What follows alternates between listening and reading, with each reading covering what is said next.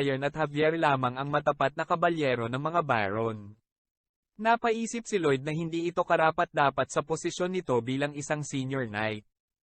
Ano sa palagay mo ang ginagawa naming Knight Neumann? Tanong ni Lloyd dito. Hindi ko akalain na pinapagawa mo sa mga military ang mga madumi mong awain at bilang pinuno ng mga kabalyero, hindi ko ito matatanggap, sagot naman ni Neumann. Sumagot naman si Lloyd na humingi siya ng permiso sa Baron at siya ay pinayagan nito. Sumagot naman si Neumann na hindi niya alam kung anong taktika ang ginamit ni Lloyd upang mapapayag ang Baron, malamang ay gagamitin lamang ni Lloyd ang mga ito para sa sarili nitong interes. Mali ba ko? Hindi, tama ka, tungkol sa pagtama ko sayo. Wika ni Lloyd at bigla-bigla niyang iwinasiwas ang hawak niyang pala papunta kay Neumann. Gulat na gulat ang mga sundalo, ganon din si Neumann. Ngunit hindi naman pinatama ni Lloyd ang pala kay Neumann, kundi pinatalsikan lamang niya ito ng lupa gamit ang pala. Galit na galit si Neumann, at nagwika ito na, bastos ka, sinubukan mo bang dungisan ang reputasyon ng mga kabalyero? Ikaw na walang kwentang anak ng Baron na mababankrupt na? Anong sabi mo, wika ni Lloyd? Gusto mong mag-duel tayo? Pagpatuloy niya. Pagsisisihan mo ito, wika naman ni Neumann. Nag-uusap sina Javier at Lloyd tungkol sa darating na pagduduelo nina Lloyd at Neumann sa loob ng isang buwan. Natanong ni Javier kay Lloyd na kung may tiwala ba siya na mananalo siya laban kay Neumann. Baliw ka ba? Syempre wala, ang makakalaban ko ay tinaguri ang Mana Heart at Hunter Sword Expert at ako ay isang walang kwentang tao lamang. Paano ko siya tatalunin? Nagtanong ka ba ng hindi man lang nag-iisip? Pwede ba mag-isip ka nga? Sagot ni Lloyd. Habang nagsasalita si Lloyd ay naiinis si Javier at muntikan na niya itong mahiwa ng espada. Hindi ako makapaniwala na bigla-biglang maghahamon ng ganoon si Lloyd sa kabalyerong si Neumann at nanghingi pa ito ng isang duelo, pwera na lamang kung gusto ulit nitong maging pilyo o bastos ang tingin sa kanya ng mga tao, pero para magplano kung paano makakakuha ng pera at nanghingi ng permiso sa Baron tapos mag-uumpisa na naman siya ng kaguluhan at isinantabi pa ako, at ginawang substitute si Bayern at nag-utos ng construction sa batalyon, hindi ako makapaniwala na wala siyang tiwala na mananalo sa duelo. Hindi ko natuloy maintindihan ano ba talaga ang binabalak niya. Nasa isip ni Javier, habang napapaisip si Javier ay kinakalikot naman ni Lloyd ang kanyang ilong upang makakuha ng kulangot, nakakapandiri, sabi sa isip ni Javier. At bigla-bigla nagsalita si Lloyd na gusto niyang turuan siya ni Javier kung paano gumamit ng espada, bigla naman sumagot si Javier na ayaw niya itong turuan. At sa pagmamaktol na tono ni Lloyd, sinabi niyang, baka iyet? At nagwika naman si Javier na una sa lahat ay ang kanyang tungkulin ay bantayan si Lloyd, pangalawa kapag natutong humawak ng espada si Lloyd ay mas lalong magiging delikado dahil isa siyang hamak na lokalokohang tao. At nagwika si Lloyd na kung maaari ay maging mabait naman ang mga bitawang salita nito sa kanya, at kung tuturuan siya nito humawak ng espada ay tutulungan naman niya itong gamutin ang kanyang insomnia. Nagtaka si Javier na kung paano ito natuklasan ni Lloyd na meron siyang insomnia, at napaisip naman si Lloyd na alam niya ito dahil nabasa niya sa nobela, at alam din niya ang sanhi ng pagkakaroon nito ng insomnia. Sa nobelang Blood and Iron's Night ay may ranggo ang mga kabalyero at nahahati expert, intermediate sword expert at junior sword expert. Ang level ni Javier ay nasa advanced sword expert at di kalaunan ay magiging sword master ito. Ang dahilan ng kanyang pagkakaroon ng insomnia ay dahil meron siyang superhuman nerves na napakalakas, at ito ay ang tinatawag na Swordmaster Syndrome, at ang impormasyong iyon ay hindi makukuha sa kanayunan, kaya kahit si Javier ay walang alam dito. Payag ka ba o hindi? Walang saysay ang pagkukunwaring walang alam, halata sa mukha mo na may insomnia ka, wika ni Lloyd. Pumayag si Javier sa kasundoang tuturuan niyang humawak ng espada si Lloyd kapalit ng pagtulog nito para gumaling ang kanyang pagkakaroon ng insomnia. Ngunit siya din ay nagwika na hindi siya aasa at alam niyang magiging kabiguan ang kanilang kasunduan dahil di siya umaasa na magagamot ni Lloyd ang kanyang insomnia, dahil sinubukan na niya ang lahat na pwedeng gawin upang pagaling ang insomnia. Sinubukan niyang mag-cognitive behavioral therapy, medicinal herbs, aromatherapy, exercise, oriental therapy at kung ano-ano pa. Inumpisahan kaagad ni Lloyd na subukang gamutin ang insomnia ni Javier, at hindi nga nagkamali si Lloyd dahil nakatulog si Javier habang binibigkas ni Lloyd ang 18th magic technique. Ito ay ang pagbigkas sa reinforced concrete major book na lahat ng tao ay napapagawang patulugin ito. Tuwang-tuwa si Lloyd at napatulog niya si Javier, at ngayon lahat ng iyong sword skills ay mapapasakin, habang nakangiti ng tulad ng sa Satanas. Kinabukasan, nag-umpisa na ang training ng dalawa. Inutusan ni Javier si Lloyd na tumakbo ng 50 laps, at walang pasubali ay sinunod naman ito ni Lloyd ng walang pagrereklamo.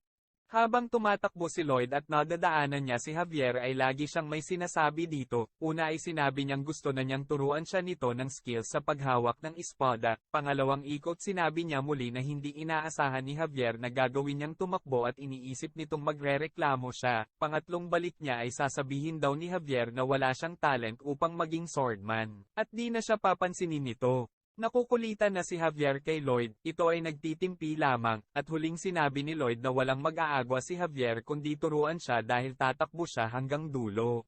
Bigla-bigla may lumabas na notice, at nakasad doon na ang kanyang passive skill na pagiging pangit ay tumaas ng level 4, kung sino man ang makakita sa kanya ay iisipin siya ay baliw at lahat ng ito ay magkakaroon ng kagustuhang siya ay hampasin.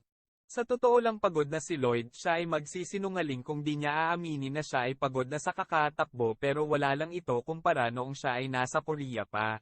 Dahil sa Korea wala siyang pamilya na tatangpin siya, nagigising siya araw-araw sa loob ng maliit kwarto na para sa mga nag-aaral na estudyante. Kung inuubos ang oras sa pagbubuhat ng mga bricks, maging ang magloading at unloading, sa mga delivery trucks, ginagawa niya lahat ng ito sa pagnanais na balang araw ay gumanda ang buhay nito.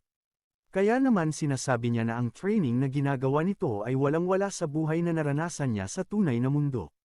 Dahil sa nakikitang pagpupersige ni Lloyd ay nagpasya si Javier na ituro dito ang kanyang mga sword techniques. Dahilan para tumaas ang RP ng ating bida. Mula kay Javier sa kasalukuyan ay mayroon na itong 29 na RP. Sa isang banda naman ay kinausap ni Baron Arco si Newman, at sinabing di ito makapaniwala na di ito irerespeto ni Lloyd bagamat si Newman ay naglingkod na sa loob ng 5 henerasyon sa kanilang pamilya, dagdag pa nito na nagkamali ito sa pag-aakalang maayos na si Lloyd. Gayunpaman nakiusap pa rin ito na wag masyadong pahirapan si Lloyd. At malugod naman itong tinanggap ni Newman. Ngunit paglabas ng opisina ng Baron, lumabas ang tunay na intensyon ni Newman. At sinabi nito sa sarili na ang resulta ng laban ay hindi laging nagtatapos sa paraang gusto natin, kaya kung sakaling mapatay man niya ito. At di matanggap ng Baron, ay isusunod niya agad ang Baron at ang asawa nito.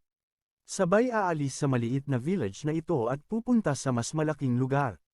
Pagkalipas ng 1 buwan ay dumating na ang araw ng duel ng dalawa. Makikitang nag-aalala ang mga magulang ni Lloyd para sa kanya. Handa ka na ba young master? Tanong ni Newman. Sumagot naman si Lloyd na of course, handa na akong talunin ka. Shovel ang tanging dalang sandata ng ating bida. Naikinainis na naman ni Newman. Sinabi ni Javier na ito lang pala ang ipinagawa nito sa kanilang blacksmith, isang solid na bakal na shovel. Na inakala naman ng Baron na isang biro o kalokohan na naman ang ipapakita ni Lloyd. Di ako naniniwalang isang kalokohan lang ang kanyang gagawin. Dahil sa mga ipinakita niya sa akin sa makalipas na 1 buwan. Sabi ni Javier, dagdag pa nito na ginagampanan ni Lloyd ng maayos ang kanyang training na halos hindi nagpapahinga, at pagkatapos ay tuturuan pa ang mga village engineer ng patungkol sa ondol, tapos babalik ulit sa pagpapractice sa paggamit ng espada bago ito matulog. Hindi ito gagawin ng isang tao para lang sa isang kalokohan. At natitiyak ko na si Master Lloyd ay sobrang seryoso dito. Sabi ni Javier, matapos nito ay isinigaw na ng Baron ang hudyat ng pag-uumpisa ng laban. Makikitang seryoso at handang-handa na si Newman. Samantala ang ating bida ay ang sagol ng posture. Galit na umatake si Newman at sinabing pinaglalaroan mo ba ako? Pero kalmado at madali lang na sinangga ni Lloyd ang atake ni Newman. Naikinabigla ni Newman maging ni Javier at ni Baron Arcos. Muli na namang umatake si Newman at tulad ng nauna ay madali sangga ng ating bida. Hangang-hanga si Javier sa ipinapakita ni Lloyd dahil sa efficient movement nito na madalas ay matututunan mo lang sa tunay na labanan. Napatigil si Newman sa pag-atake dahil sa pagkabigla. Bakit parang gulat na gulat ka? Lahat ng lalaki sa Korean ay alam gawin ito. Ito ang essence ng makabagong pakikipaglaban, na tinatawag na bayonet training, sabi ni Lloyd. Sabay atake kay Newman na agad naman nitong naiwasan. Sinabi ni Lloyd na bagamat mabigat ay maganda naman itong sandata. Dahil sa ang malapad na blade nito ay maaaring gawin bilang panangga, at kayang humiwa kahit pa makapal na ugat ng puno. At nagpakita pa ito ng isang kakaibang paraan kung paano pagagamitin ang shovel. Parang tipaklong ang loko, sinabi ni Lloyd na ang shovel na ito ay ang unang inihanda niya. Para talunin si Newman, pangalawa ay ang mga basic sword fighting steps na natutunan nito mula kay Javier. Dahil dito gulat na gulat si Newman dahil hindi nito alam kung saan ito kumukuha ng lakas.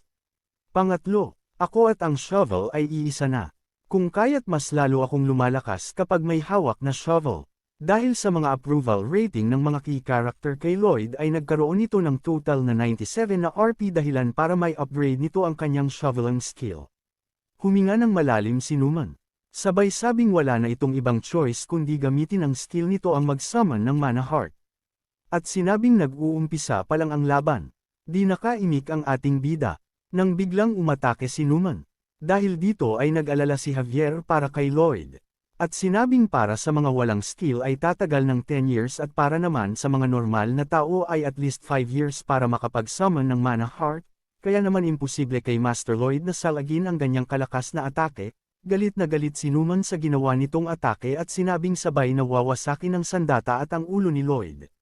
Nalubos na nagpakaba sa mga magulang ni Lloyd. Pero nasalag pa rin ito ni Lloyd, na talaga namang ikinabigla ni Newman. At dito sinabi ng ating bida na ang pang-apat na weapon na inihanda nito ay ang The Mana Conjurer, ang skill na nagpalakas kay Javier para maging pinakamalakas na tauhan sa kwento ng mundong ito. The Asheran Core Technique, kung saan ina-absorb nito ang mana na inilalabas ng kalaban. Gulat na naman ang gurang na si Newman. Sabay isang malakas na sampal di gulat ng shovel sa mukha, na nakapagpalipad ng ngipin nito. Uppercut mula naman sa hawakan at ang panghuling atake na nakapagpaluan ng mata ni gurang Newman na tuluyang nakapagpabagsak dito. Natahimik ang mga nanunood sa laban at di makapaniwala na nanalo si Lloyd. Matapos nito ay idineklara na ng Baron ang pagkapanalo ni Lloyd. Na hindi naman matanggap ni Newman. Pero tila di pa dito natatapos ang ating bida kahit pa sinabi ng tatay nito na tapos na ang laban. At pinaghahampas pa rin si Newman. Hanggang sa awatin na ito ng ibang sundalo. Napasabi na lang tuloy si Bayer na nawala na naman si Lloyd sa kanyang sarili. Pero para kay Javier sa nakikita nito ay sinasadyang patamaan ni Lloyd lahat ng bahagi ng katawan ni Newman. Sa ganyang kakalmado na itsura, parang alam na nito kung ano ang magiging resulta ng laban, na parang alam na nito lahat-lahat. May pagdududang sabi ni Javier sa sarili. 15 days bago maganap ang duelo, ipinakita na si Lloyd ay sinabi kay Javier na turuan ito ng Asheran Core Technique. Naikinabigla naman ni Javier, at napatanong sa kay Lloyd kung paano niya ito nalaman. Sa isip-isip ni Javier ay sinabi nito na wala pa siyang pinagsabihan patungkol sa teknik na ito. Dahil sa ito ay hindi niya pa namamaster. Pero sumagot lang si Lloyd na, nagsasalita si Javier patungkol dito sa tuwing matutulog habang kinakantahan ng lullaby. Bagamat alam ni Javier na kahit pa nagsasalita ito habang natutulog, ay walang ibang paraan para malaman niya ito, at sinabi kay Lloyd na patawad dahil di kita matuturuan. Dahil ang teknik na iyon ay hindi ko pa namamaster, sabi ni Javier. So ibig sabihin, tuturuan mo ako kung tutulungan kita na ma-confident. Confused na tanong ni Javier sa sarili. At nagsimula nang ipaliwanag ni Lloyd ang magiging proseso. At dito ay sinabi niya habang idine-demo. Nasubukan nitong kunin lahat ng mana at i-combine sa mana heart na mayroon si Javier sa katawan nito, na magre-resulta naman ng pag-bounce off ng mana. Dagdag pa nito na ang naiisip ni Javier sa mana na galing sa labas ng katawan ay itinuturing nito na isang foreign objects, kaya naman dapat daw palitan ni Javier ang paraan nito sa pag-combine, at isipin ito bilang isang absorb na mana sa kanyang mana heart. Matapos ng paliwanag ni Lloyd ay agad na sinubukan naman agad ito ni Javier. At sa oras na din na yun, ay na-perfect na niya ang Asheran Core Technique. Kung saan matagal na niya itong pinapractice ngunit din ito ma-perfect. Matapos nun ay patuloy na tumaas ang RP ng ating bida mula kay Javier. Matapos ng flashback ni Javier, balik sa current time. Patuloy pa rin sa pagsigaw ang Baron sa pagpapahinto kay Lloyd. Habang sinasabi nito na hindi nito hahayaan na sirain ang karangalan ni Newman bilang isang commander ng Knight. Tumigil si Lloyd at napasabi na, karangalan ng Knights na ito. Sabay turo sa lamesa at sinabi ni Lloyd kung talaga bang karapat-dapat sinuman sa mga salita ng Baron. Dito ay nakita ng Baron ang mga sulat. Sinabi ni Lloyd na ang mga sulat na iyon ay sulat mula kay Newman at Tordes. Si Tordes ang tao na nanloko sa Baron sa real estate deal nito. Dagdag pa nito na sa mga sulat na ito, ay pinag-usapan lahat ng mga bagay tulad ng financial, katayuan ng kanilang bayan at maging ang pamumuno sa kanilang nasasakupan. Nagulat si Newman na nakita ito ni Lloyd bagamat itinago niya ito. Pero sinabi ng ating bida na nakita rin naman ito ni Javier sa libro kaya alam niya na ang tungkol dito. Kaya inutusan nito ang alagang si Pudong na kunin ito, gabi bago mag-umpisa ang duelo ng dalawa. Matapos nito, ay makikitang napaupo ang Baron, at naisip ni Lloyd na ang Baron ay sadyang mabait katulad kung paano ito i-describe sa libro. Kaya naman, nag-offer ito ng kanyang suggestions kung saan sinabi ni Lloyd na magpapabagsak sila ng isang daga sa ulo ni Newman.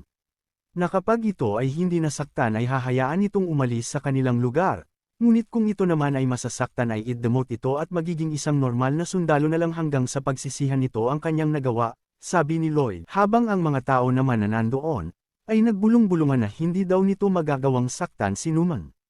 Di inakala ng Baron na ganito ang magiging offer ni Lloyd, na kahit alam nito na dahil sa ginawa ni Newman ay maaari itong bigyan ng mas mabigat na parusa, pero mas pinili pa rin na bigyan ng chance si Newman. Kaya naman sinang-ayunan ito ng Baron. Tinanong ni Lloyd si Newman kung ito ay may objection sa gagawin. Sumagot naman si Newman na wala at sa halip nagpasalamat pa ito dahil sa awang ipinapakita nila. Sinabi ni Lloyd na anong awa ang sinasabi mo. Habang si Newman naman ay nag-iisip ng paghihiganti sa mag-ama na simpleng ngumiti. Na napansin naman ng ating bida, at sinabing may pangiti-ngiti ka pang nalalaman ha. Sabagay last mo na yan. Napatanong si Newman anong ibig mong sabihin. Sa kanya ililabas si Pudong. At binigyan ng sunflower. Pagkahagis sa taas ay kinain na ni Pudong ang sunflower, na nagresulta sa dahan-dahan nitong paglaki. Gulat na gulat lahat ng mga tao na nandoon sa nakikita. Mas lalo na si Newman na halos lumuwa ang mata nito. Sabay boom. At dahil dito ay isang mansanas na nabubulok ang biglang naglaho. Simula ang chapter na ito sa isang payapa at maaliwalas na panahon. Kung saan makikita nating naghuhukay si Pudong. Tinanong ni Javier si Lloyd kung ano ang ginagawa ni Pudong. At sumagot naman si Lloyd na ito ay naghuhukay para sa gagawin nilang kalsada. Kasama ang mga dating tatamad-tamad nilang sundalo, na ngayon ay mga batak na ang katawan sa pagko-construction. Sinabi rin ng ating bida kung saan ito kumuha ng ideya na paggagayahan niya. At ito ay mula sa Rome na ang mga kalsada dito ay ganap na magaganda at mamahalin.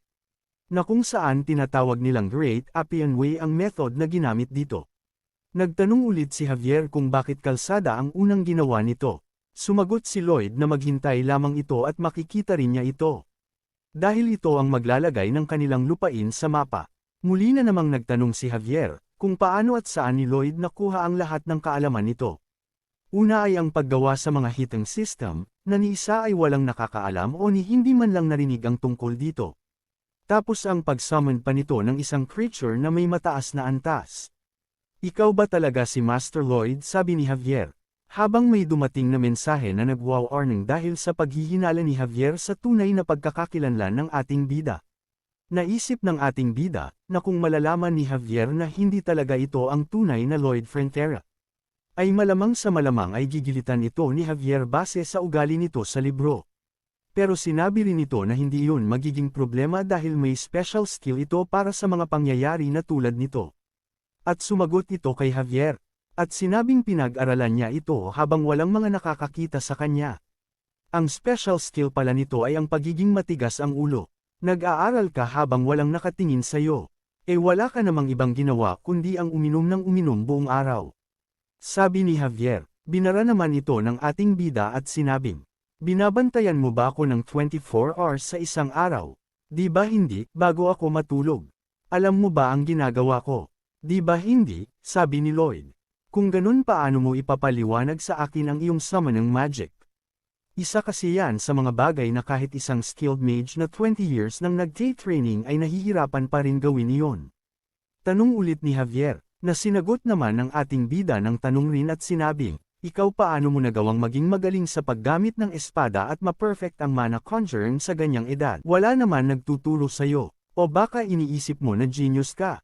Kung genius ka so ako hindi pwede maging genius. Eh kung pinanganak akong may kakayahan na makapag-summon, ano naman ngayon? Dahil dito ay natahimik na lang si Javier. Sabay lakad papalayo ng ating bida. Habang sinasabi na marami pa itong gagawin. Dumiretso ito kay Bayern at nakiusap na ito na muna ang mamamahala sa paggawa ng kalsada. Dahil sa ito ay pansamantalang aalis. Malugod naman itong tinanggap ni Bayern. Samantala si Javier naman ay gusto sumama kay Lloyd at sinabi na ito ay kanyang trabaho, ang bantayan ng kanyang Master Lloyd. Pero talaga naman na isasama niya ito, kahit pa di niya iyon sabihin. Nagtanong si Javier kung saan sila pupunta. Na sinagot naman ni Lloyd na medyo malayo ang kanilang pupuntahan. Dahil sa kailangan nitong kunin pabalik ang pera na kinuha sa kanila.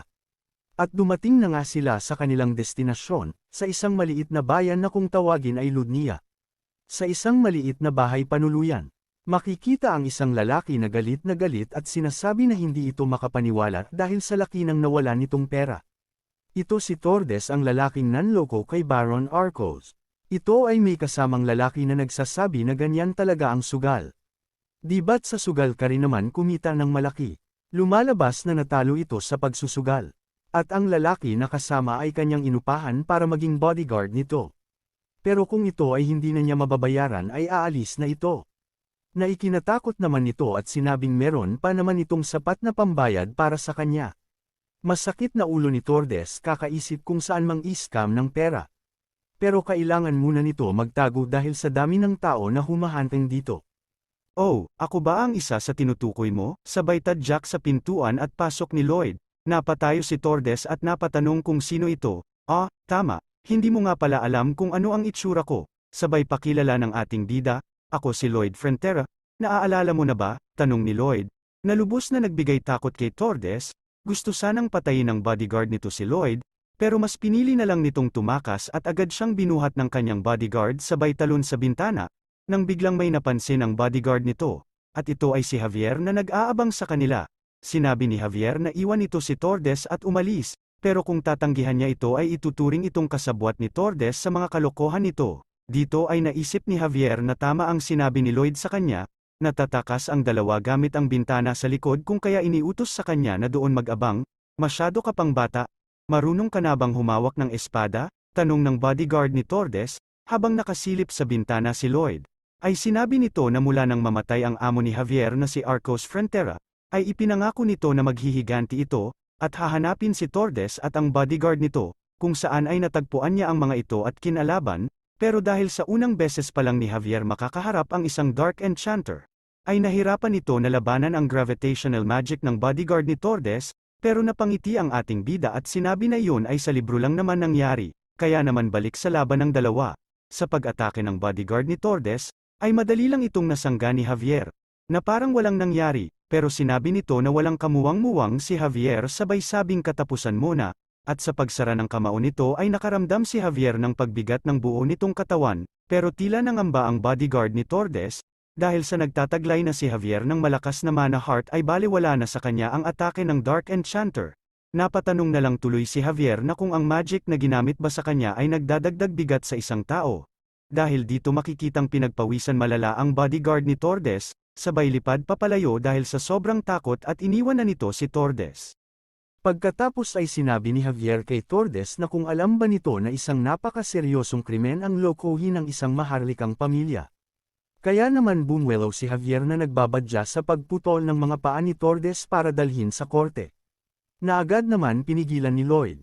At sinabing kontrolin nito ang sarili ni Javier, dahil kung dadalhin nila sa batas si Tordes ay maaari itong patayin doon. Nagulat si Javier sa sinabi ni Lloyd.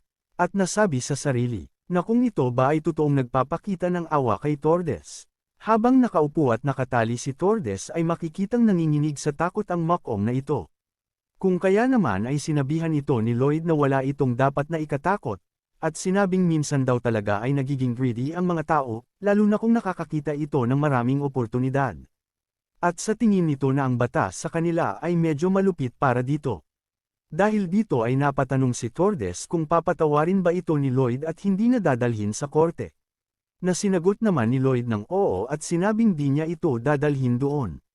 Sinabi rin ni Lloyd na kung ito ay nagpapasalamat ay dapat ibalik niya ang lahat ng bagay na kinuha nito na pagmamay-ari ng Baron. At tumugon naman si Tordes dito na gagawin niya iyon. Pero di pa dito nagtatapos, dahil ito pa lang ang simula, sabi ni Lloyd sa kanya. Dahil may kailangan pa itong gawin, para tuluyang mapatawad ni Lloyd. Sabay na kangiting iniabot ang isang kontrata at sinabi pagkatapos nitong pumirma sa kontrata ay tapos na sila. Napatanong si Tordes kung anong klaseng kontrata iyon. Sinabi ni Lloyd na ito ay isang normal lang na kontrata para sa trabaho, na may kaakibat na sahod. Pero ang 80% ng sasahurin nito ay ibabalik para sa pagbabayad niya sa ginawang panloloko nito sa pamilya ng mga Fronteras.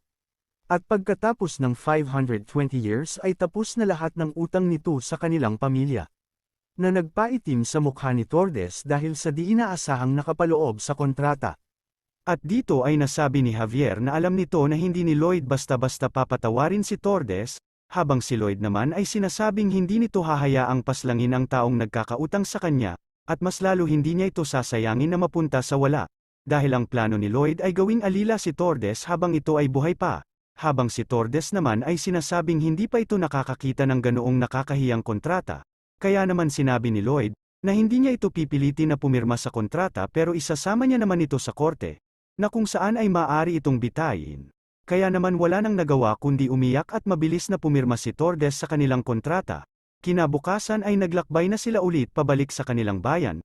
Habang nasa paglalakbay ay nasabi ni Javier na dahil sa pera na nakuha nila mula kay Tordes, ay hindi na sila dapat mag-alala sa mga interest ng kanilang mga utang sa dadaang mga buwan, ngunit iba ang plano ni Lloyd, dahil nais nito na gamitin ang pera sa pag-hire ng mas maraming tauhan.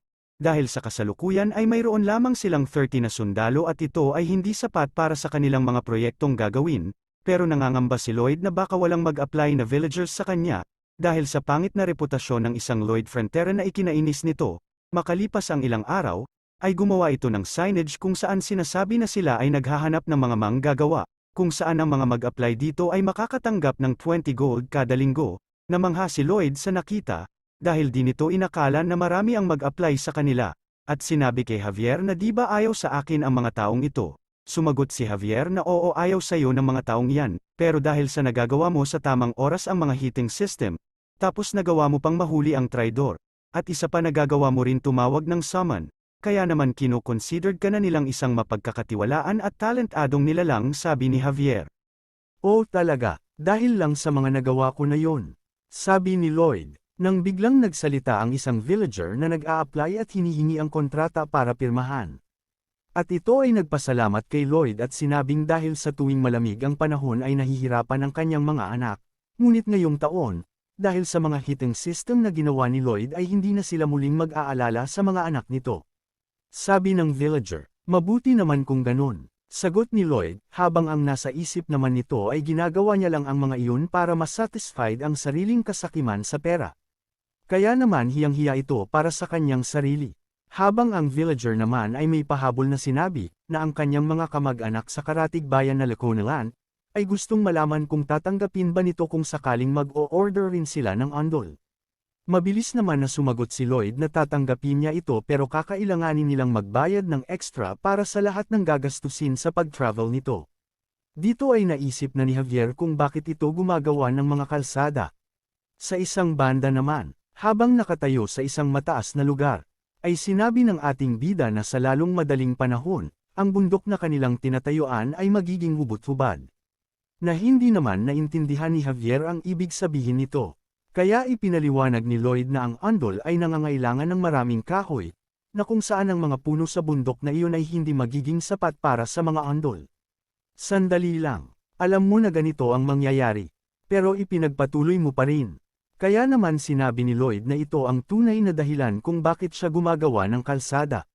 Dahil ang dulo ng kalsadang ito ay ang pagmiminahan nila para sa black coal, na maaari nilang ipagbili sa mataas na halaga. Dahil sa isa ito sa magagamit para sa andol, habang si Javier naman ay sinabi sa sarili na napakatuso ng kanyang master.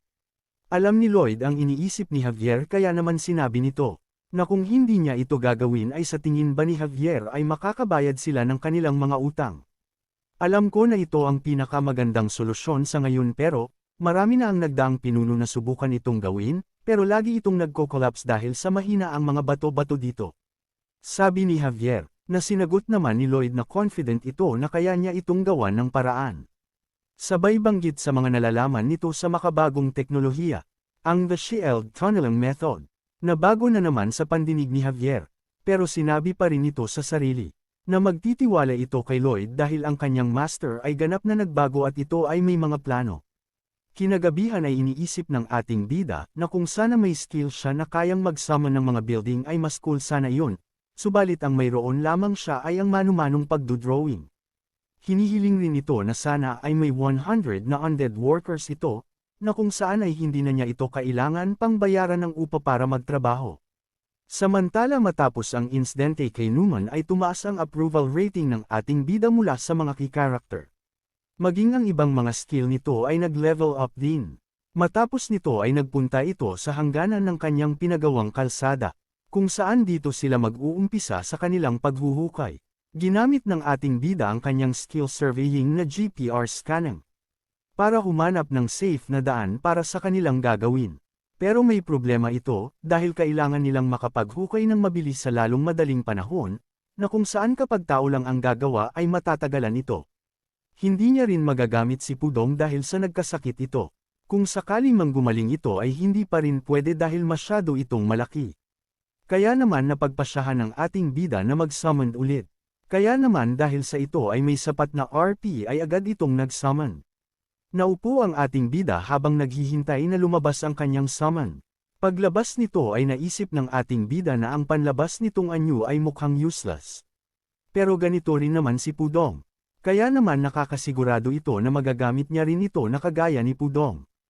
Pagkalipas ng isang linggo, makikitang naumpisahan na nila ang paghuhukay. Siyempre gamit ang bagong summon nito na si Bangol, kung saan naghuhukay ito at kinakain ang mga lupang nahuhukay nito. Habang nasa ilalim ng lupa ay may kanya-kanya itong ginagawa, una si Bangol na kung saan siya ang nahuhukay ng lupa, pangalawa ay ang paglalabas ni Bangol ng mga steel bar na isa rin sa skill nito. Pangatlo si Javier na tagahati ng mga inilalabas ni Bangol na steel bar para maging pantay-pantay ang mga ito, pang-apat ay ang mga support na tumutulong sa paggawa ng gagamitin pang support sa lupa upang hindi ito mag-collapse. At ang last ay ang reality check na pinangungunahan ng ating bida. Patuloy sa pagtatrabaho ang ating bida, kahit pa ito ay nakakaramdam na ng pagod at pagkahilo dahil sa kakulangan ng hangin. Buti na lang kahit papano ay nag-install ito ng pipe na tumutulong sa pagbibigay ng oxygen sa kanila. Dahil sa nakikita na kalagayan ni Lloyd ay sinabihan ito ni Javier na kailangan din itong magpahinga na katulad ng kanilang mga kasama. Pero sinabi nito na siya ang nakatalaga sa trabahong ito, kung kaya siya din dapat ang manguna sa kanila. Kung saan naisip ng ating bida, kung papaano kumilos ang mga boss sa tunay na mundo, kung saan pinapairal ang kanilang posisyon, at di nagpapakita sa kanilang mga side. At dahil dito ay ipinangako niya na kailanman ay di niya ito gagayahin. Muling ginamit ng ating bida ang kanyang skill at nakita na malapit na sila sa kanilang target na makuha ang black coal. Kaya naman nagdiwang silang lahat, at nagpasalamat ang ating bida kay Bangol. Dahil sa napabilis nito ng 10 beses ang kanilang trabaho. Ngunit naputol ang kanilang kasiyahan, nang biglang makarinig ang mga ito ng tunog na nagmumula sa kinaroroonan ng black coal. Dahil dito ay ginamit ulit ni Lloyd ang kanyang GPR scanning. At napansin na nagkaroon ng maliit na butas ang black coal layer. Nang biglang may lumabas na malaking langgam, na agad umatake kay Lloyd. Pero agad din naman nila itong napatay. Nakaramdam ng takot ang ating bida, at sinabi na wala ang ganitong pangyayari sa libro. Matapos nito, ay agad na ipinag-utos ni Lloyd na lumabas lahat ng kanilang kasamahan. Dahil ang mga langgam ay nakatira at nabubuhay ng isang buong colony. Nagtakbuhan na papalabas ang iba nilang kasama, habang si Javier ay mag-isang lumalaban sa mga ito.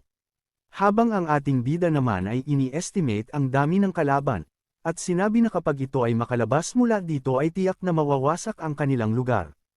Dagdag pa nito na dito kakayanin ni Javier mag-isa dahil na din sa kakulangan ng oxygen. Habang patuloy sa pag-iisip ang ating bida, ay bigla naman itong sinampal ni Javier dahil sa pag-aakalang nagpapanik ito. Na ikinagalit naman ng ating bida. Dahil sa hindi naman talaga ito nagpapanik at nag-iisip lang ito ng kanyang plano. Kaya sinabi ni Javier na bilisan nito sa pag-iisip ng plano dahil di na niya kakayanin kung tatagal pa ito. Matapos nito ay may biglang pumasok na ideya sa isip ni Lloyd. Na kung saan haharapin nila lahat ng kalaban hanggang sa marating ang pugad ng mga ito. Kahit tila disang-ayon si Javier sa ideya ni Lloyd ay sinunod niya pa rin ito. Dahil alam nito na ang bawat desisyon ni Lloyd ay may dahilan. Para ipaalam ang nangyayaring pag-atake ng mga wild ants, na kung saan sinabi nito na ang lahat ng workers ay naunang pinalabas ni Lloyd. Subalit si Lloyd at si Javier naman ay naiwan sa loob ng kanilang minahan. Mabilis na nagpalit ng damit pandigma ang Baron at agad na nagpunta sa minahan. Balik sa loob ng minahan, makikitang patuloy na nakikipaglaban sila Javier sa mga wild ants. Gaano pa kalayo ang kailangan nating puntahan? Tanong ni Javier. Sinagot naman ito ni Lloyd na wag itong kausapin dahil masyado daw itong abala. Bagamat ang mga wild ants ay hindi lumalabas ng minahan. Ang masama naman dito ay napapalibutan na ng mga ito ang ating mga bida, at makikitang si Javier ay sobrang nahihirapan na rin sa pakikipaglaban. Dahil sa init at kakulangan ng hangin sa loob ng minahan, kaya naman hindi nag-aksaya ng oras si Lloyd para hanapin ang methane gas layer. Kung kaya patuloy silang sumulong, ang methane gas ay napoproduce sa pamamagitan ng mga bakterya na nakatira sa black coal o uling, kaya ang plano ni Lloyd ay makakita ng methane gas nang sa ganon ay mapasabog niya ang buong colony ng mga wild ants. Maya-maya ay nakakita na rin ito ng methane layer, at agad niya itong hinukay habang mag-isa na lumalaban si Javier. Samantala may isang napakalakas na ingay na narinig ang dalawa, sabay labas ng reyna ng mga langgam, na mas lalong ikinabahala ng ating mga bida. Habang papalapit sa kanila ang reyna ng mga wild ants, tinanong ni Lloyd si Javier kung kakayanin pa ba nitong i-hold ang reyna. Sumagot si Javier na hindi na nito kakayanin at sinabing may mga bagay na kahit di mo pa nasusubukan, ay masasabi mo na hindi mo talaga kakayanin, pero sa mga oras na ito ay wala naman tayong pagpipilian, kundi ang subukan, sabi ni Javier. Kaya naman sa pag-atake ng reyna sa kanila, ay agad na inipon ni Javier ang kanyang natitirang lakas para mapigilan niya ito. Habang ang ating bida ay mabilis na naghukay hanggang sa maabot na nito ang methane gas layer. Saka sinabihan si Javier na tumakbo papuntang exit. Pagkatakbo at nang medyo malapit na sila sa lagusan, ay inihagis ng ating bida ang apoy na hawak-hawak nito, na nagresulta ng malakas na pagsabog. Makikitang pinrotektahan ni Javier si Lloyd gamit ang sariling katawan nito mula sa pagsabog. Samantala makikitang nag-aalala si Arcos at gustong pumasok sa minahan, ngunit pinipigilan ito ni Bayern. Pagkatapos ng naganap na pagsabog, bagamat halos mabingi dahil sa nangyari ay makikitang naging successful ang ginawang plano ng ating bida, pero si Javier ay lubhang napuruhan sa pagprotekta kay Lloyd, maging ang kawawang si Bangol ay napuruhan rin. Sa isang banda naman, ay may naging problema ang ating bida, dahil sa nag-collapse din ang dapat na dadaanan nila papalabas. Bagamat nahihirapan dahil sa kakulangan ng oxygen ay kinakailangan na nitong magmadali na makalabas, gamit ang kanyang vision skill. Sinasabi na kakailanganin pa nitong maghukay ng lagpas sa 15 feet, kaya naman inumpisahan na niya ito, dahil sa ang oxygen na natitira sa kanyang katawan ay bumababa na. Sinabi ng ating bida na kailangan nilang makalabas doon ng magkakasama, kahit ano pa man ang mangyari, dahil ito ang responsable para kay Javier at Bangol. Dahil dito, bago pa man tuluyang mawala ng malay si Javier, ay nakita nito ang determinasyon ni Lloyd na hindi sumusuko, na nagpataas ng approval rating para sa ating bida. Sa kasalukuyan ay mayroon itong 157 na RP, subalit ang oxygen ng ating bida ay patuloy na bumababa, kaya naman dahil sa pagiging desperado nito ay ipinaubaya na nito sa tagapaghatid ng mensahe ang paghahanap ng kung anong skill ang maaari nitong i-upgrade. Nagsimula na mag-scan ang mensahero ng mga skill na mayroon ng ating bida. At may mga skill ito na nakita kung saan maaari itong gamitin at pagsamasamahin para maging Usheran core technique. Dahil dito natuwa ang ating bida. Dahil bukod sa napag-aralan na niya ang skill na ito, ngayon ay maaari na niyang magamit at mas ma-improve pa ang skill na ito. Kaya dali-dali nitong ikanambay ng tatlong skill na nagkakahalaga ng 10 RP. At kanyang na-develop ang Usheran core technique. Bagamat walang mana heart ang ating bida, ramdam pa rin naman nito ang pagdaloy ng mana sa kanyang katawan. Patuloy na pina-level up ni Lloyd ang kanyang Usheran core technique hanggang sa ito ay umabot sa level 10. At ang mana nito ay umabot sa 200%. Dahil dito ay nagkaroon ang ating bida ng mga optional skill, una ang pampasigla. Kung saan sa loob ng 10 minutes ay hindi ito makakaramdam ng pagod, pangalawa ang latent power surge, na kung saan naman makakatulong para mas mapalakas ang kanyang mana sa loob ng 20 seconds. Ang mga skill na ito ay maaari niyang magamit isang beses kada araw. Dahil dito ay agad na ginamit ng ating bida ang pampasigla at nagpatuloy sa paghuhukay. Subalit ang kanyang problema ay ang oxygen dahil dahan-dahan na itong nauubos mula sa kanyang katawan. Hanggang sa nakita na nito ang hangganan ng kanyang hinuhukay. Kaya mas lalo na nitong binilisan. Ngunit sa natitirang 3 metro na layo sa lagusan ay umabot naman sa time limit ang kanyang pampasigla na skill at ang kanyang oxygen ay malapit na rin maubos. Nang biglang naalala nito ang isa pang skill na kanyang na-obtain, ang latent power surge. Kaya biglang bangon ang ating bida na tila bumalik ang lakas nito. Pero ang 20 seconds ay hindi pa rin sapat para makalabas sa minahan.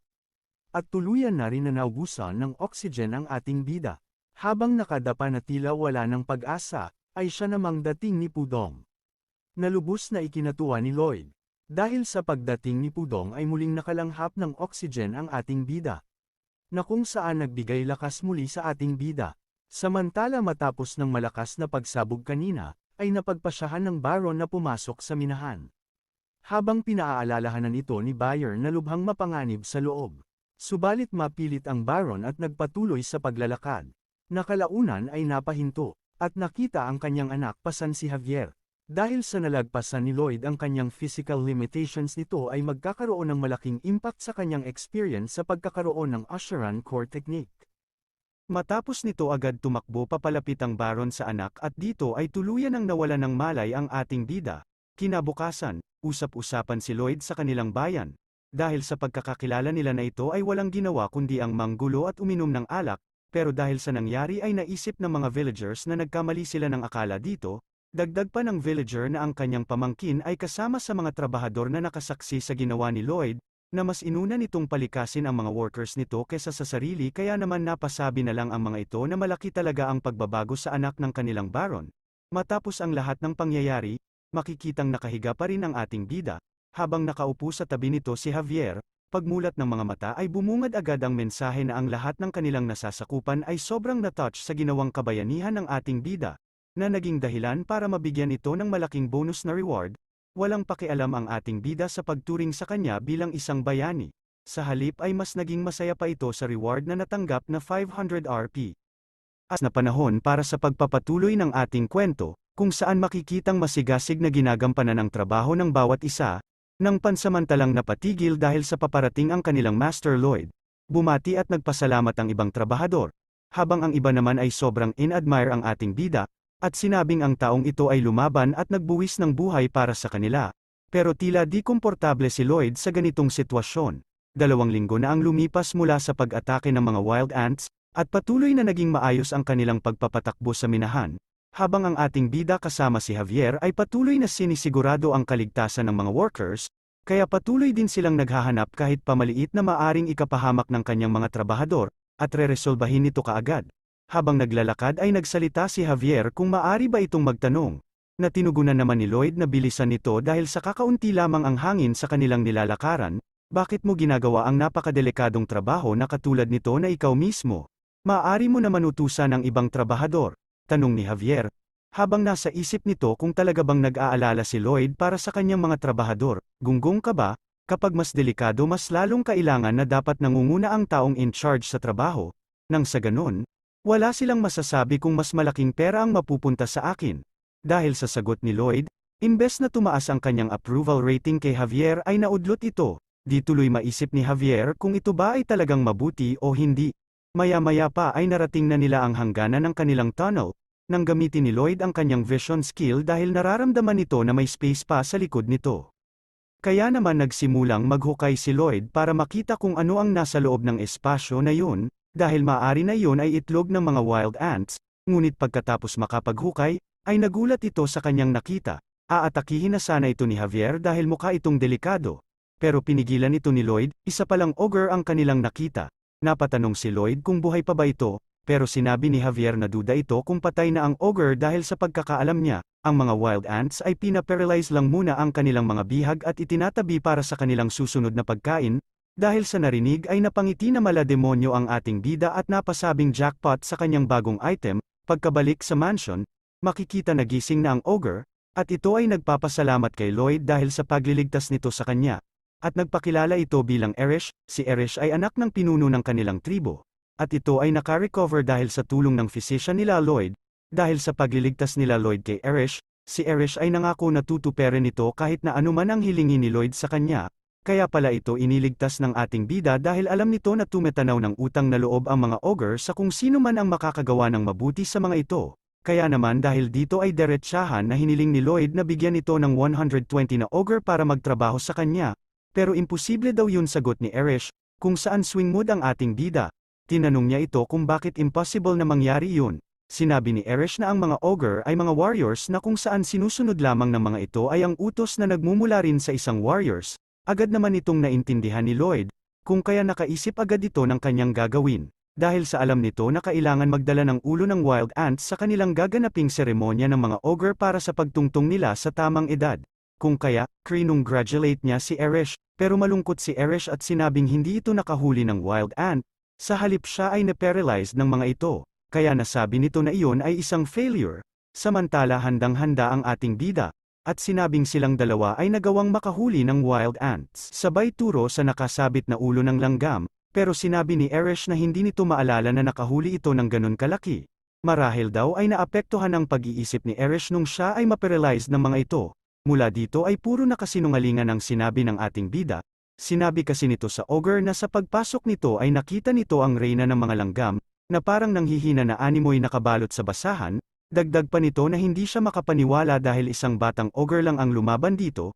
Sabay pasalamat sa ogre dahil sa madali niya na lang daw natalo ang reyna ng mga langgam dahil sa hinang-hina na ito. Habang si Javier naman ay walang imak na nakikinig sa kasinungalingan ni Lloyd. Patuloy na pinupuri ni Lloyd ang ogre sa pagsasabi ng The Great Warrior Erish, kaya naman napapayag niya na ito na bigyan siya ng 120 na ogre. Makalipas ang isang linggo, maayos na naihatid si Erish sa kanyang tribo. Subalit sinabi ng pinuno ng mga ogre na ang hiling ni Lloyd ay hindi mapagbibigyan. Nanlumo sa narinig si Lloyd at napatanong sa sarili kung bakit biglang nagbago ang isip ng mga ito, at tinanong nito ang pinuno na si Akosh kung ano ang dahilan ng kanilang pagtanggi. Sinabi ni Akosh na ang mga ogre ay kailangan nilang kumain ng karne para mapanatili ang kanilang mga muscles, at kailangan nila maghanap ng makakain kada araw dahil kung hindi mababawasan ang laki ng katawan nila, ang kawalan ng muscles ay ang pagtatapos rin ng kanilang tribo, kung kaya hindi nila mababawasan ang mga warriors nila na naghahunt para sa kanilang pagkain. Nagtanong ulit si Lloyd kung bakit araw-araw nila kailangan maghunting. Sinabi ni Akosh na pagkalipas ng isang araw ay nasisira na ang karne, na kung kakainin nila ay makakabawas pa rin ito sa kanilang mga muscles.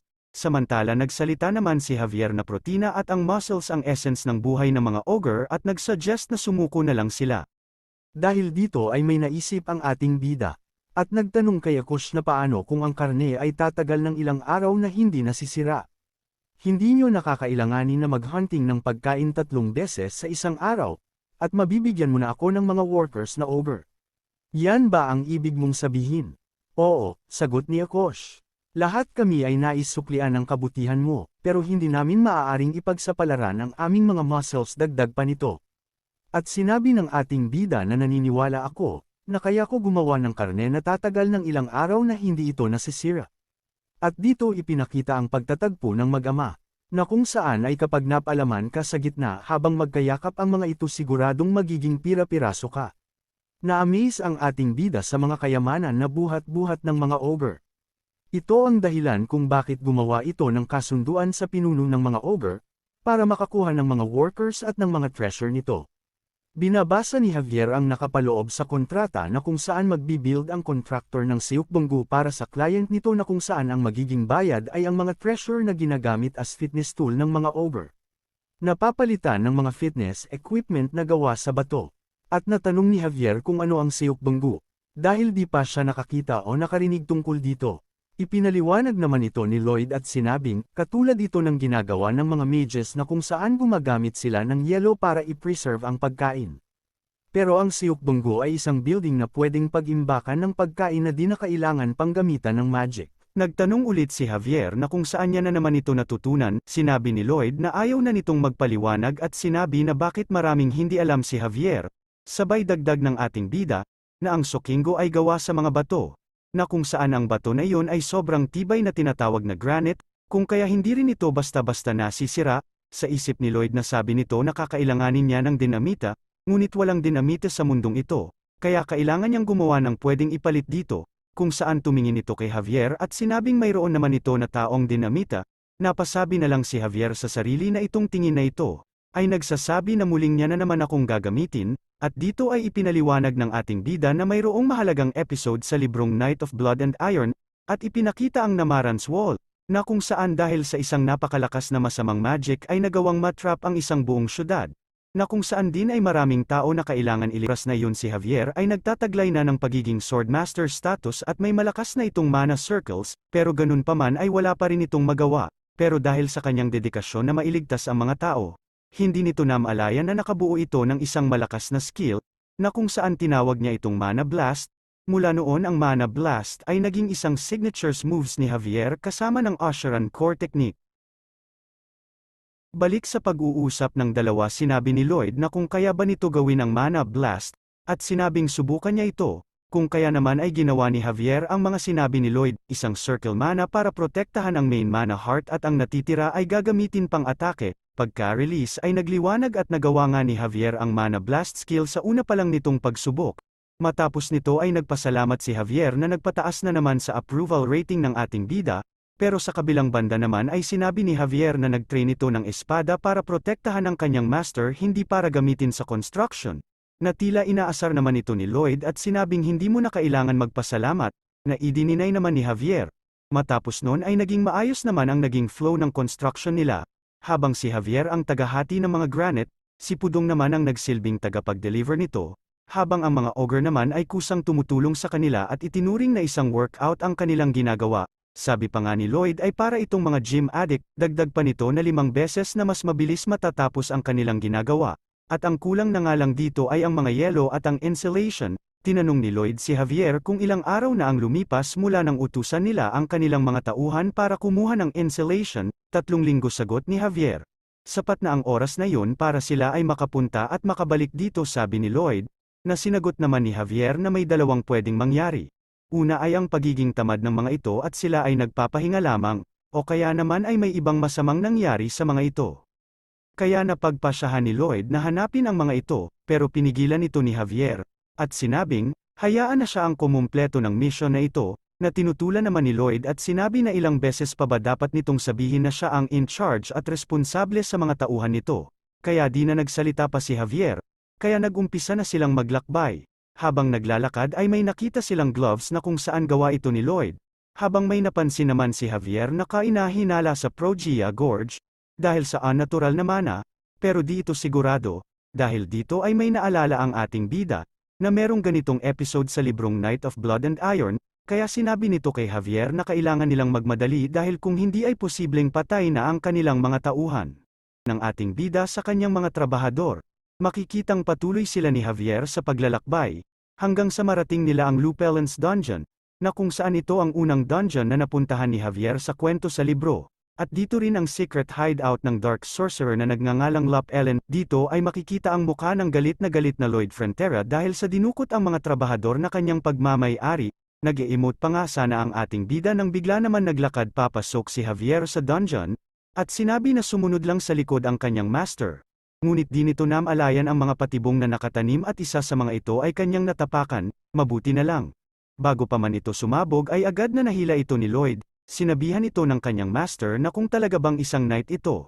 Bakit hindi man lang nito naisip na posibleng may mga trap sa lugar na katulad nito? Dito ay ikwento ng ating bida kung ano ang nangyari sa libro, na kung saan si Javier ay nabiktima ng unang trap, dahilan kung bakit puro sugat na ito sa pagpasok nito sa dungeon.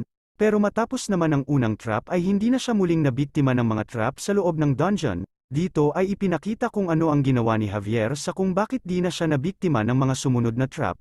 Itinuro ni Lloyd kay Javier na kailangan ito maging focused sa mana na nararamdaman nito sa loob ng dungeon, dahil dito ay malalaman ni Javier ang eksaktong kinalalagyan ng mga bomba. Matapos nga na gawin ni Javier iyon ay payapa silang nakapaglakad sa loob ng dungeon.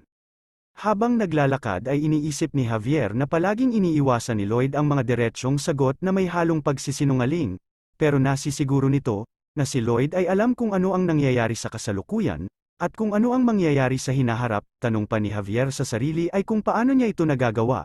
Dahil wala naman itong maramdaman na kahit anong mana o mga special energy na mula kay Lloyd, pero sa ngayon ay sinabi nitong focus na muna siya sa kanilang task na gagawin, na mailigtas ang lahat nilang kasamahan. Matapos nun ay may isang tao na may hawak na libro na tila na alarma, ito si Lop Ellen. Sinabi nito na may mga nanghihimasok sa kanyang lugar. Matapos ang sinasabi nitong paghahanda ay binuksan niya ang isang pintuan kung saan makikitang naroroon ang mga trabahador ng ating bida, kung saan hinila nito ang isa sa kanila para patayin at gawing alay sa kanyang experiment. Nang tangka na nitong papatayin ang trabahador ay saktong dating naman nila Lloyd at Javier. Laking gulat ni Lop Ellen nang makita ang mga ito, at agad gumamit ng magic na kung saan ay nagbaba ito ng isang malaking harang sa dalawa. Ngunit kalmado lang ang ating bida at si Javier. Maya-maya ay huminga ng malalim si Lloyd. Yun ay dahil sa alam nitong may sleeping gas, nakakalat sa kinalalagyan nila. Matapos nito ay ginamit niya ang kanyang pampasigla na skill, at agad na gumawa ng hukay, para gawing daan mula sa ilalim para makapunta sa kabilang bahagi. Habang si Javier ay nakatingin lang dito, at iniisip na aasa rin ang ating bida na para itong isang mole crickets pag meron na itong pagkakataon. Nang malapit na sa kabilang bahagi ay nagsenyas ito kay Javier na ipagpatuloy nito ang kanyang daang gagawin, na agad namang ginamitan ni Javier ng kanyang mana blast na nagdulot ng malakas na pagsabog. Napaupo sa takot si Lop Ellen habang nakatingin sa butas na gawa ng pagsabog, habang dahan-dahan namang lumalabas ang ating bida na parang si Sadako, at sinabi nito kay Lop Ellen na ngayon lang ito makakakita ng ganitong entrada. Napatanong sa sarili si Lop Ellen kung anong klaseng halimaw daw ba ito, kasabay ng pagkakas nito ng kanyang spell na kung saan ay nakapag-summon dito ng isang malaking halimaw. Sinasabi rin ito na hindi nila magagalusan ang halimaw dahil sa nagtataglay ito ng malabakal na katawan. Kaya napasabi ang ating bida na mukhang mahihirapan sila, at balak pa sana nitong sabihin ang kahinaan ng kalaban pero agad na tumalon si Javier at muling ginamit ang kanyang mana blast na kung saan ay nahati sa dalawa ang katawan ng halimaw, na lubos na ikinagulat ni Lop Ellen, maging ng ating bida na si Lloyd at nasabi na wala ang ganitong pangyayari sa libro. Matapos ng atakeng ginawa ni Javier, ay dito makikitang nagpapanik na si Lop Ellen dahil alam nitong hindi niya kayang talunin ang dalawa nating bida. Nang biglang lapitan ito ni Lloyd at sinabing dahil sa ginawa nito na pagdukot sa mga tauhan niya, ay na-delay ang construction na kanyang ginagawa at tinanong ito kung papaano niya ito mapagbabayaran. Humingi ng tawad si Lop Ellen, pero walang pakialam si Lloyd sa paghingi nito ng tawad. Sa halip tinanong niya ito kung paano ito magbabayad sa kanya. Sinabi naman nito na ang kuweba na ito ay puno ng mahahalagang bagay at handa nitong ibigay lahat-lahat sa ating bida. Siyempre dahil sa mukhang pera ang ating bida ay napangiti ito at sinabi na ang lahat ng bagay dito ay pagmamay-ari na nito. Matapos nito ay nagawa na nilang mailabas lahat ng kanilang ni-rescue, bagamat ang iba ay pagod na pagod pero ang iba naman ay ayos lang. Muling binalikan ng ating bida si Lop Ellen, at sinabi dito na ilang araw na lang ay maaari nang mamatay ang mga dinukot niya, at tinanong rin nito kung ano ba ang plano nito sa kanila. Sumagot naman ito at sinabi na ito ay nagre-research sa kung papaano muling bubuhayin ang mga patay. Posible ba yun? Ano naman ang gagawin mo kung sakaling magawa mo nga ang sinasabi mo? Tanong ng ating bida. Sinabi ni Lop Ellen na gusto nitong buhayin muli ang kanyang asawa at anak, at dito ay nagkwento ito patungkol sa kanyang buhay, kung saan siya ay nagtatrabaho bilang isang sorcerer at ang kanilang pamilya ay simple at masaya. Ngunit dahil sa pagnanasa ng kanyang boss sa asawa nito ay nagplano ito na tumakas kasama ang kanyang pamilya. Ngunit sila ay nahuli. Itutuloy pa sana nito ang kanyang kwento pero pinigilan na ito ni Lloyd, at seryosong sinabi, na sa palagay ba niya, kung sakaling maibalik man niya ang kanyang pamilya ay magpapasalamat ang mga ito, sa pagpatay ng maraming tao maibalik lamang sila. Dagdag pa ni Lloyd na kahit ano pa ang gawin nito ay hindi na nito mababago kung sino talaga ito, dahil sinisira nito ang kasiyahan ng iba, at sinabi pa nito na ito ay isang serial murderer. At dito ay tuluyan ng napaluha si Lop Ellen. Matapos nito ay tumayo na ang ating bida at sinabing babalik kasama ang kanyang mga tauhan para kunin ang lahat ng gamit dito. Pagtalikod ni Lloyd ay nagbanta ito, na kung mananakit pa ulit ito ng iba ay hindi na ito magkakaroon ng awa sa kanya. Yumuko at nagpasalamat naman si Lop Ellen dito, pero habang naglalakad papalayo ay sinabi ng ating bida, na sa libro ay pinatawad ito ni Javier at sapilitang pinaalis sa laboratory. Pero si Lop Ellen ay patuloy na pumapatay ng maraming tao at naging pinaka-nakakainis na kontrabida, na kung saan palaging nilalabanan ni Javier ng paulit-ulit, at ang dahilan ng pagtalikod nito kahit alam na niya na ganito ang nangyari, ay dahil alam nito na aatakihin sila ni Lop Ellen mula sa likod at ito ang magiging dahilan ng pagtatapos ng buhay nito dahil sa tutuluyan na ito ni Javier. Samantala dahil sa pangyayaring iyon ay nag-flashback ang ating bida sa kung ano ang dinanas nito sa tunay na mundo, na kung saan ay may isang lalaki na galit lagi sa kanya na wala namang dahilan, at sa tuwing ito ay kikilos ng ganon, ay walang ginagawa ang ating bida kundi ang humingi lagi ng paumanhin, dahil iniiwasan nito ang magkaroon ng conflict sa katrabaho, at higit sa lahat umaasa din ito na kung sakaling rerespetuhin niya ito ay ganun din ang gagawin ng lalaki sa kanya. Ito ang mga dahilan na pumipigil sa ating bida, ngunit isang araw nang batiin niya ito, ay insulto pa rin ang inabot ng ating bida pero tiniis niya yon, hanggang sa idinamay ng lalaki ang magulang ng ating bida, kung kaya naman nanlisik ang mga mata nito at agad na pinagsasapak sa mukha ang lalaking hambog, kaliwat kanang sapak, at may pabaon pang tadyak sa katawan ng kumag, hanggang sa awatin na ito ng iba pa nilang kasamahan. Matapos ng pangyayaring iyon sa tuwing makakasalubong niya ang hambog na lalaki ay umiiwas na ito sa kanya, at mula noon ay nakaramdam na ng kapayapaan ang ating bida. Sinabi rin ng ating bida na may malinaw na mga pagkakataon na ang karahasan ay dapat itigil din sa pamamagitan ng karahasan. Kaya naman dagdag nito na ang mga kontrabida ay nararapat sa parusang nararapat sa isang kontrabida.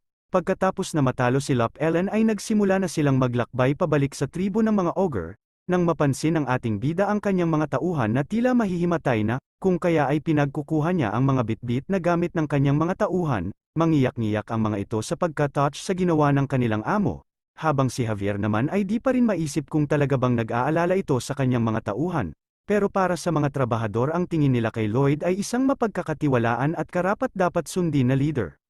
Sa tribo ng mga ogre, makikitang buo na ang kanilang siyok-bunggu. Sinabi ni Arosh na ito na ba ang siyok-bunggu, pero tila dismayado ito, dahil malamig lang daw ito ng konti kumpara sa labas, na kung saan ang karne ay mabilis pa ring masisira. Pero sumagot si Lloyd na oo, yan pa lang sa ngayon, dahil hindi pa naman ito tapos, dahil kulang pa ng yelo. Anong yelo tanong ni Arosh, dahil walang ganoong bagay sa kanilang lugar. Nakangiting sumagot si Lloyd na kung walang yelo dito edi tayo ang gagawa. Paano tanong ni Arosh? Kahit sa papaanong paraan sagot ni Lloyd, bagamat tila nag-aalala si Arosh ay isinantabi na niya muna ito. At sinabi na kung kailangan pa nila ng tulong ay magsabi lang sa kanya. Habang si Javier naman ay nagtanong kay Lloyd kung ano ang plano nito sa paggawa ng yelo. Pero tila nalusaw ang ating bida sa tanong na iyon ni Javier. Sabay tanong anong gagawin natin sabi ni Lloyd. Nag-alala rin si Javier nang malaman na wala pala itong plano kung paano gagawa ng yelo. Nagalit si Javier dahil sa nakipagkasundo ito at gumawa ng kontrata pero wala pala itong plano, sabay tanong kung balak ba ni Lloyd na lokohin ang mga ito. Pero kalmadong sumagot si Lloyd. Alam mo ba kung ano ang pagkakapareho ng mga unsuccessful na tao? Yun ay dahil laging sinasabi ng mga ito ang mga salitang, hindi ko kaya yan. Di ko magagawa yan, kumbaga sinasabi ni Lloyd na napakaraming dahilan ng mga taong ito. Dahil sa mga dahilan na to nakakahanap sila ng mga rason na wag na gawin ang isang bagay. Pero ang mga taong successful naman ay ang mga taong nagsisimula agad at habang nasa proseso na lang aalamin kung ano ang nararapat gawin. Ganyan mag-isip ang isang entrepreneur sabi ni Lloyd, pero sa isip ni Javier nasa 1,000 na tao ay mas marami ang natatalo kesa sa nagtatagumpay, kinagabihan, habang nakaupo ay nag-iisip-isip ang ating bida sa kanyang mga gagawin. Una ang paggawa ng molde ng yelo, na kung saan lalagyan nila banggol at pudong ng tubig, at sa paggawa naman ng yelo ay may naisip na itong paraan kung paano ito gagawin, kaya naman kinabukasan, dito ay ginawa na nito ang kanyang naisip at ginamit niya ang kanyang Asheran core technique, na kung saan i-absorb niya ang mainit na mana at ititira ang malamig na mana sa tubig, ngunit hindi ito madali para sa kanya, samantalang si Javier ay pinapanood lang ang kanyang master sa ginagawa, habang sinasabi nito sa isip na masyadong irresponsible at reckless ang ating bida, at sinabi na hindi na niya ito pipigilan sa ginagawa ng kanyang master. Habang ginagawa ni Lloyd ang Asheran core technique ay nag-level up naman ito. Makalipas ang ilang araw, makikitang nagtagumpay ang ating bida sa paggawa ng yelo, na ikinatuwa naman ng mag-amang ogre dahil mula ngayon ay makakapag-imbak na sila ng pagkain, habang mayabang na ipinagmamalaki nito kay Javier ang sinasabi nitong mind of entrepreneur, na sinang-ayunan na lang ni Javier. Kaya naman kung gusto mo na masubaybayan ang ating kwento ay i-open mo lang ang notification bell pagkatapos mo na mag-subscribe.